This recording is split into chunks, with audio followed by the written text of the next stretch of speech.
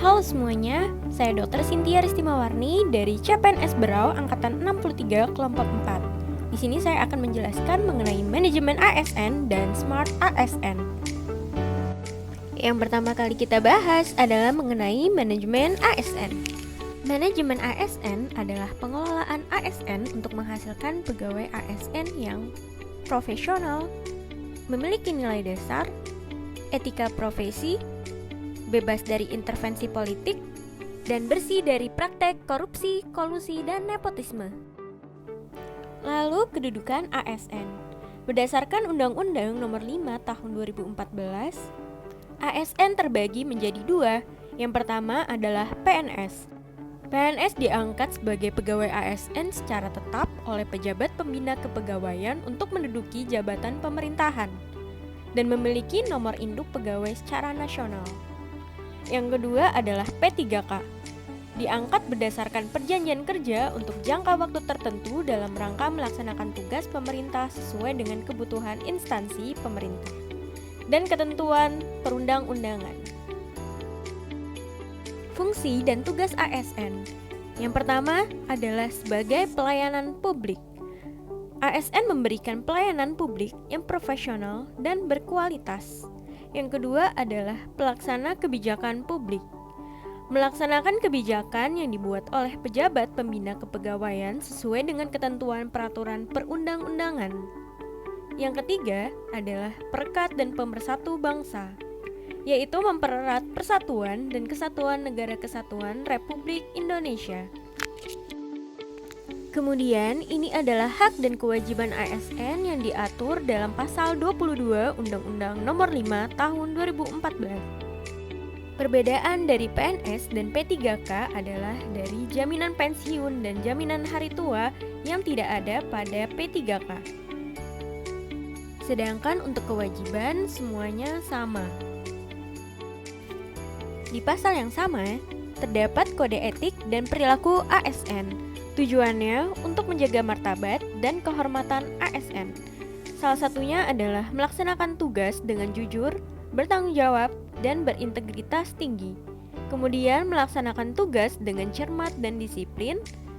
Lalu melaksanakan tugas sesuai dengan perintah atasan atau sesuai dengan peraturan undang-undang dan etika pemerintahan. Lalu kita lanjut dengan sistem merit. Latar belakang sistem merit karena ada praktek spoil system dan inkompetensi dalam sistem rekrutmen dalam seleksi pegawai. Dan untuk meningkatkan disiplin, etos kerja, dan budaya kerja ASN masih rendah. Sistem merit diatur dalam pasal 1 Undang-Undang ASN tentang ketentuan umum. Sistem merit sendiri adalah kebijakan dan manajemen ASN yang berdasarkan pada kualifikasi, kompetensi, dan kinerja secara adil dan wajar tanpa membedakan latar belakang politik, ras, warna kulit, agama, asal-usul, jenis kelamin, status pernikahan, umur, atau kondisi kecacatan. Ini adalah manfaat merit di organisasi. Yang pertama adalah mendukung keberadaan penerapan prinsip akuntabilitas. Yang kedua, dapat mengarahkan SDM untuk dapat mempertanggungjawabkan tugas dan fungsinya. Yang ketiga adalah instansi pemerintah mendapatkan pegawai yang tepat dan berintegritas untuk mencapai visi dan misi.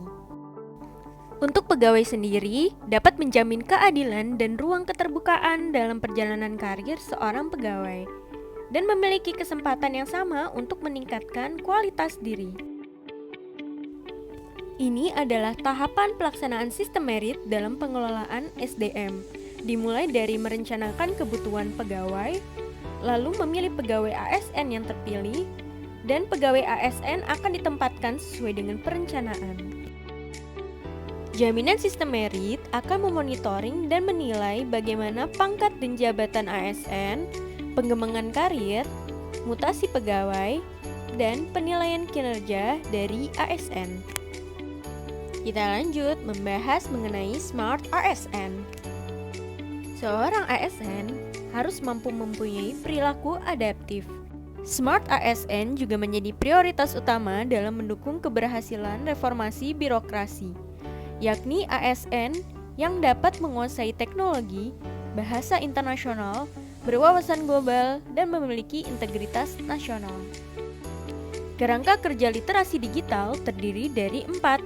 Yang pertama adalah digital skill, yang kedua adalah digital culture, yang ketiga adalah digital ethics, dan yang keempat adalah digital safety. Selain mampu mengoperasikan internet, seorang ASN juga harus memiliki etika dalam berinternet. Ini adalah etika dalam berinternet yang harus dipahami oleh kita semua. Dalam berinternet, seorang ASN tidak boleh menyebarkan kabar bohong ataupun hoax, cyberbullying, maupun hate speech atau ujaran kebencian.